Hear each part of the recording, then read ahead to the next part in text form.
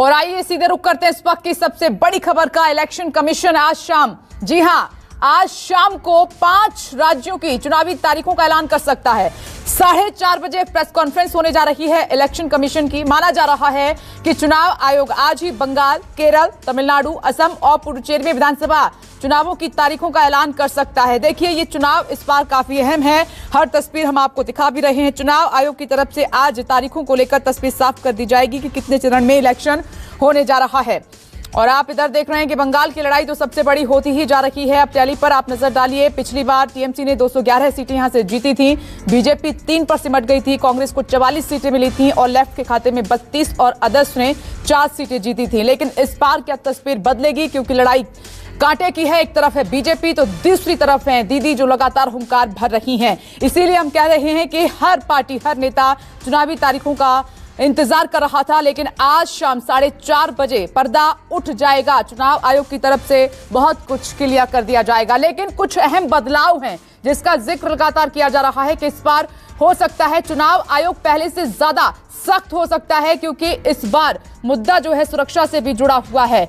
और 5 राज्यों में होने वाले विधानसभा चुनावों की तारीखों का ऐलान आज संभव माना जा रहा है। और ये राज्य पश्चिम बंगाल, तमिलनाडु, असम, केरल और केंद्र शासित प्रदेश है पुडुचेरी, वहां पर विधानसभा चुनाव होने हैं। इन्हीं की तारीखों का ऐलान होना है। आप जानते हैं कि इन 5 राज्यों में मात्र एक राज्य में बीजेपी की सरकार है। और इस वक्त हमारे साथ कोलकाता से मनोज पांडे जुड़ गए हैं। आपको दिल्ली अमित कुमार के पास भी लिए चलेंगे और केजे श्रीवास्तव भी जयपुर से हमारे साथ जुड़ेंगे और वो साउथ का हाल हमें बताएंगे। लेकिन सबसे पहले मनोज पांडे आपके पास आते हुए, देखिए आज चुनावी तारीखों की तस्वीर साफ हो जाएगी मनोज, और उसके बाद जाहिर है कि बंगाल का माहौल बदल जाएगा। और जी देखिए, कह सकते हैं कि पश्चिम बंगाल में चुनाव का माहौल तो पहले से ही बदला हुआ है। और जिस तरह से देखें कि लगातार पश्चिम बंगाल की जो सरगर्मियां है काफी तेज पे है। और जिस तरह से 4:30 बजे आज चुनाव आयोग की टीम चुनाव के तारीखों का घोषणा करेगा, उसके बाद ही पश्चिम बंगाल की सियासी पारा पूरी चरम सीमा हो जाएगी। क्योंकि आपको देखें पश्चिम बंगाल में यहाँ पे लगातार बीजेपी पार्टी की तरफ से अपने वर्चस्व की लड़ाई और करीबन 200 सीटों का पश्चिम बंगाल में लक्ष्य लेकर बीजेपी पार्टी के तमाम बड़े नेता, देखें प्रधानमंत्री नरेंद्र मोदी ले ले, गृह मंत्री अमित शाह ले ले, जेपी नड्डा को ले ले, और आज देखें पश्चिम बंगाल में राजनाथ सिंह, स्मृति ईरानी भी कलकत्ता में पश्चिम बंगाल में परिवर्तन यात्रा की जो है यहाँ की इन लोगों को शुरुआत कर रहे हैं और कहीं ना कहीं जनता के बीच में जा रहे हैं।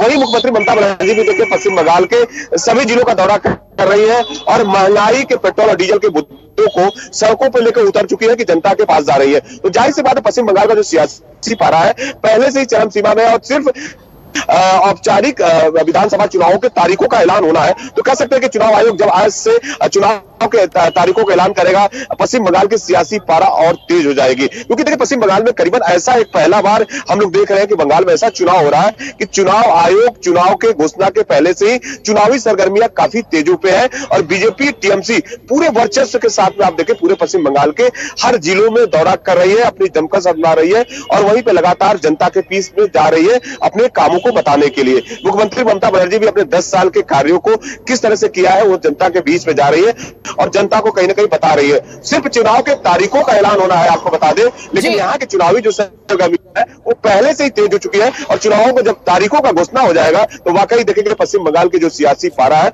और भी तेज हो जाएगा। सारी पार्टियां जिस तरह से अपने पश्चिम बंगाल बिल्कुल मनोज पांडे, वो तस्वीर तो लगातार आप देख ही रहे हैं। लेकिन जब जब आपने देखा है चुनावी तारीखों का ऐलान हुआ है तो फिर सियासी पारा और ज्यादा चढ़ता है, माहौल एकदम बदल जाता है। केजे श्रीवास्तव आपके पास आते हुए, सभी इंतजार कर रहे थे और आज शाम 4:30 बजे चुनावी तारीखों को लेकर तस्वीर साफ हो जाएगी। संभव है 5 राज्यों के लिए चुनावी तारीखों का ऐलान चुनाव आयोग आज कर देगा।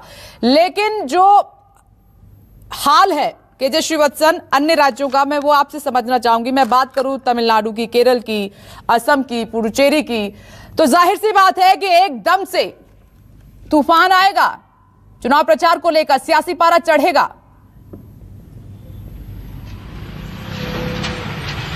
जी बिल्कुल, देखिए जाइए, क्योंकि केरल की बात की जाए जहां से राहुल गांधी खुद सांसद है तो इस बार कांग्रेस के लिए काफी प्रतिष्ठित ये चुनाव होगा। तमिलनाडु की बात की जाए तो 234 विधानसभा सीट है। करुणानिधि और जयललिता दोनों का निधन हो चुका है और उनकी गैर मौजूदगी में यह होने वाला पहला चुनाव है। तो ऐसे में काफी सियासी मायने भी रखते हैं और एक नई जनरेशन करुणानिधि और जयललिता के बाद चुनाव के सामने आएगी। अब उसके बाद ही तस्वीर साफ होगी। जहां तक पौंडीचेरी की बात है, केंद्र शासित प्रदेश जरूर है, 30 सीट वहां पर विधानसभा की है, लेकिन हाल ही में पौंडीचेरी की सरकार पिछले हफ्ते वहां गिर गई थी अल्पमत में आने के कारण। तो ऐसे में कांग्रेस की कोशिश होगी कि उस सेंटीमेंट को बुनाते हुए पांडिचेरी में फिर से सत्ता में आए। जबकि तमिलनाडु की यदि मैं एक बार फिर से बात बताऊं तो तमिलनाडु में प्रधानमंत्री नरेंद्र मोदी, अमित शाह, जेपी नड्डा, राहुल गांधी सहित तमाम बड़े नेता चुनाव के ऐलान से पहले ही चुनाव प्रचार कर चुके हैं। बीजेपी के लिए भी कर्नाटक के बाद तमिलनाडु में कमल खिलाना या ज्यादा से ज्यादा सीटों पर अपने प्रत्याशी को जिताना एक बड़ी चुनौती है, और यही कारण है कि काफी गंभीर होकर इस तमिलनाडु के चुनाव को भी ले रही है। और जहां तक गठबंधन की बात है, प्रधानमंत्री नरेंद्र मोदी और अमित शाह के साथ बीजेपी के तमाम प्रदेश नेताओं की बातचीत हो चुकी है। इस बार AIADMK जो कि इस वक्त रूलिंग पार्टी है तमिलनाडु में, उसके साथ बीजेपी ने जाने का मन बनाया है, जबकि कांग्रेस DMK के साथ जाएगी। तो इस तरह की बातें अब तक की सामने आई है। अधिकृत रूप से गठबंधन का भी ऐलान होगा, सीटों के बंटवारे का भी ऐलान होगा, लेकिन नेशनल पार्टी होने के चलते कांग्रेस की भी कोशिश होगी कि ज्यादा से ज्यादा सीटों को तमिलनाडु से वह अपने खाते में, अपनी झोली में डलवाए वहां की रीजनल पार्टी के सहयोग से। और बीजेपी की तो कोशिश यही है कि अब तक केवल देखा जाए कि केवल कन्याकुमारी के इलाके में ही उसकी थोड़ी बहुत पकड़ है। अब वह और ज्यादा अपना विस्तार करना चाहती है नरेंद्र मोदी सरकार के नाम पे, नरेंद्र मोदी के नाम पे, और यही कारण है कि पूरी ताकत बीजेपी ने दक्षिण के इन राज्यों में भी झोंक रखी है। और केरल तो वैसा भी राहुल गांधी के कारण बीजेपी लगातार आगे बढ़ती हुई और इसी दिशा में कोशिशें भी हो रही हैं, रणनीतियां भी बनाई जा रही हैं। दिल्ली से अमित कुमार भी लगातार हमारे साथ बने हुए। अमित कुमार ने ये बड़ी खबर ब्रेक किया। अमित, आप हर बार देखते हैं, इलेक्शन आपने कवर भी किए हैं, चुनावी तारीखों के ऐलान के बाद माहौल कितना बदल जाता है अमित?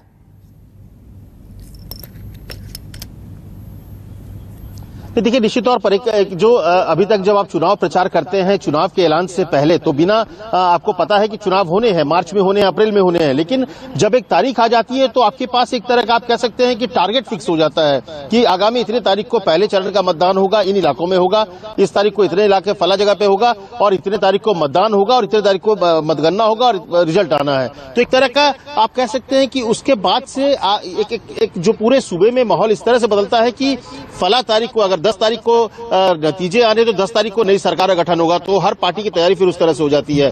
तैयारियां पहले से होती है, लेकिन निश्चित तौर पर एक माहौल बदलता है। लेकिन सबसे बड़ी बात कि बंगाल के चुनाव को अगर इन 5 राज्यों को देखें तो सबसे ज्यादा नजर जो है बंगाल के चुनाव को लेकर है। जो पिछले महीने पूरे जो चुनाव आयोग की जो पूरी टीम गई थी, जो फुल टीम कहते हैं, वो जब गई थी तो सुनील अरोड़ा ने, जो कि मुख्य चुनाव आयुक्त थे, उन्होंने बाकायदा बैठक की थी वहां के जो तमाम अधिकारियों के साथ।